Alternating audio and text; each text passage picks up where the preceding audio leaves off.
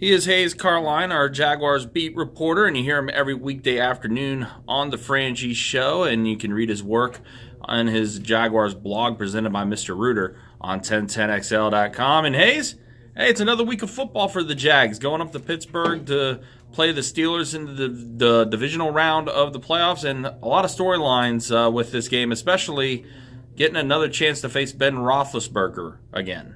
It is, and of course, Ben Roethlisberger with the 5 interceptions in the first meeting, 30-9 on October 8th at Heinz Field. That's been the big question this week. A lot of people saying, well, there's no way they're going to get 5 interceptions again. Well, I agree with that, but the number that I think could go up for the Jaguar defense is they got Roethlisberger on the ground twice.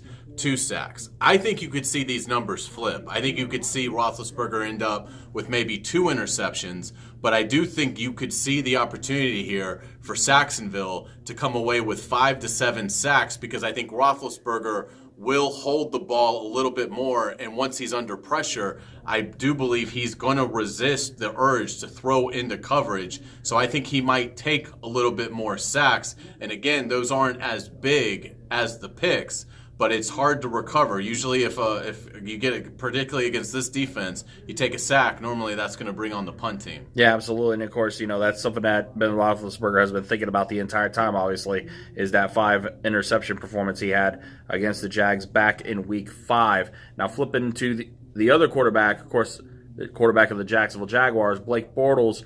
A lot of criticism this week that was taking place as far as Bortles is concerned, which all of us here in Jacksonville are kind of scratching our heads wondering why, because he did, even though it was unconventional, he was a big part of the reason why the Jags were able to beat the Buffalo Bills in the wild card weekend.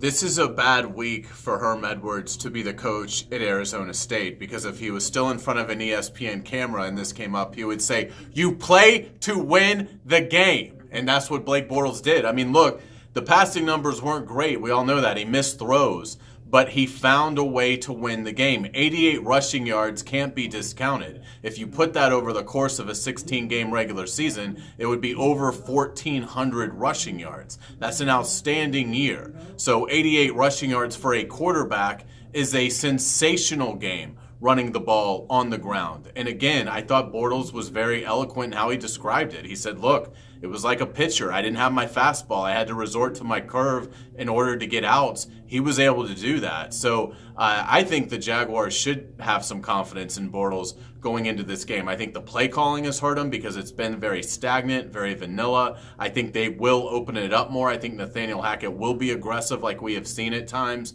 particularly in December. And I expect Bortles to play well Sunday in Heinz Field. And also the other thing, no turnovers as well against the Bills, a big factor that it seems like a lot of people have overlooked when it comes to Blake Bortles. He is Hays Carlyon, our Jaguars beat reporter, and again, you hear him every weekday afternoon on the Frangie Show here on 1010XL and 92.5 FM, and check out his work on 1010XL.com, his daily blog, Jaguars blog, presented by Mr. Reuter. Hays, as always, thanks for the time, and safe travels to Pittsburgh. Thanks so much. See you in the AFC title game.